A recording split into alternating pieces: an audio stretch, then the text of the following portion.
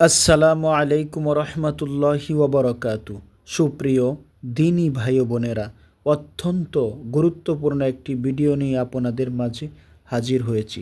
আজকের এই ভিডিও থেকে জানতে পারবো আমরা যে তওবা করি, তওবা করার সময় আমাদের চোখ দিয়ে যে অশ্রু বের হয় সেই অশ্রুটা কতটা পবিত্র সেই বিষয়ে আমরা জানবো। তাই সম্পূর্ণ ভিডিওটা দেখার জন্য সকলকেই অনুরোধ করা হলো। এরকম ইসলামিক ভিডিও পেতে অবশ্যই চ্যানেলটি সাবস্ক্রাইব করে রাখুন। সুপ্রিয় দর্শক, দেখুন আপনাদের ভালোবাসা এত দূর আশা করতেছি শেষ পর্যন্ত এই ভালোবাসাটুকু দিয়ে যাবেন। আর যারা চ্যানেলটি সাবস্ক্রাইব করেছেন তাদেরকে অসংখ্য ধন্যবাদ। সুপ্রিয় দর্শক, তাহলে শুরু করা যাক। তওবার অশ্রু সবচেয়ে পবিত্র অশ্রু। আল্লাহ তাআলা তওবা ও পবিত্রতা অর্জনকারীদের পছন্দ করেন। তিনি বান্দার তওবার কারণে কত বেশি খুশি হন তার একটি উদাহরণ বিভিন্ন বর্ণনায় পাওয়া যায়। মরুভূমিতে এক ব্যক্তির উট হারিয়ে গেছে। এই উটের উপর সে পথের বোঝা ও খাওয়া দাওয়া বহন করত। এখন সে নিঃস্ব, কোথাও একটু ছায়া নেই, পানি নেই। মরু বিয়াবানে হতাশার শিকার হয়ে এখন পাথরের আড়ালে বসে মৃত্যুর প্রতীক্ষা করছে।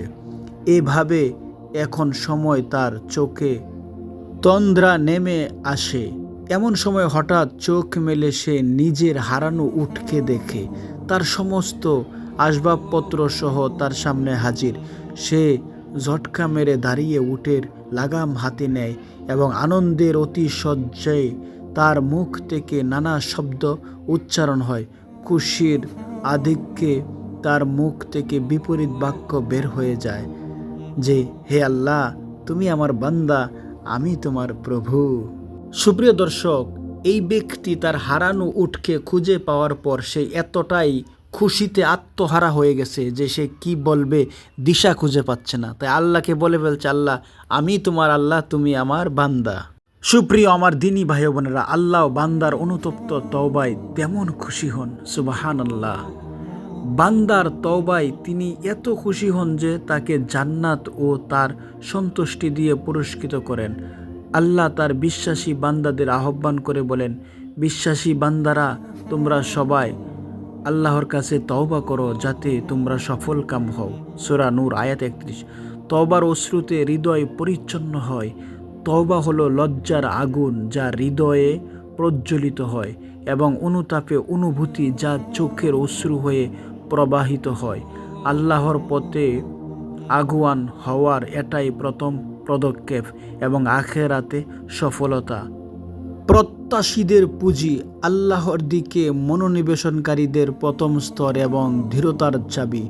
যখন মানুষ গভীর ঘুমের আনন্দে বিভোর থাকে, তওবাকারীর হৃদয় আল্লাহর ভয়ে অস্থির হয়। সে ব্যথা ভারাক্রান্ত ও ভগ্ন হৃদয়ে আপন প্রতিপালকের সামনে দাঁড়িয়ে লজ্জানবত মাথা ঝুঁকিয়ে নিজের পাপ ও ভুলগুলো স্মরণ করে কেঁপে ওঠে এবং তার চোখ থেকে অশ্রুর ধারা বইতে থাকে। তার অন্তর আগামীকালের সফলতার জন্য উন্মুখ থাকে। পাপের বোঝা থেকে সে নিজেকে ভারমুক্ত করে নিয়েছে, যেন সে সিরাতুল মুস্তাকিমের পথ সহজে অতিক্রম করতে পারে। পুরনো দিনের জন্য অনুশোচনা করো এবং ভবিষ্যতের জন্য ইতিবাচক চিন্তা করো। নিশ্চয়ই পরবর্তী দিনগুলো তোমার জন্য সুখের সুসংবাদ বয়ে আনবে। সুপ্রিয় দর্শক, অবশ্যই আমরা বেশি বেশি তওবা করব আল্লাহর কাছে, কারণ আল্লাহ রব্বুল আলামিন তওবাকারীকে অনেক পছন্দ করেন। এতটাই পছন্দ করেন যে তওবাকারীরা যখন কোনো কিছু চায় আল্লাহ রব্বুল আলামিন খুশি হয়ে যায় এবং খুশি হয়ে ওই তওবাকারীকে জান্নাতের ঘোষণা করে দেন। সুবহানাল্লাহ। তো আমার দিনদার পরহেজগার ভাই ও বোনেরা, অবশ্যই আমরা বেশি বেশি তওবা ইস্তেগফার করব। আল্লাহ রব্বুল আলামিন আমাদিগকে বেশি বেশি তওবা ইস্তেগফার করে আল্লাহর পরিপূর্ণ ঈমানদার বান্দাবান্দি হওয়ার তৌফিক দান করুন। আমিন।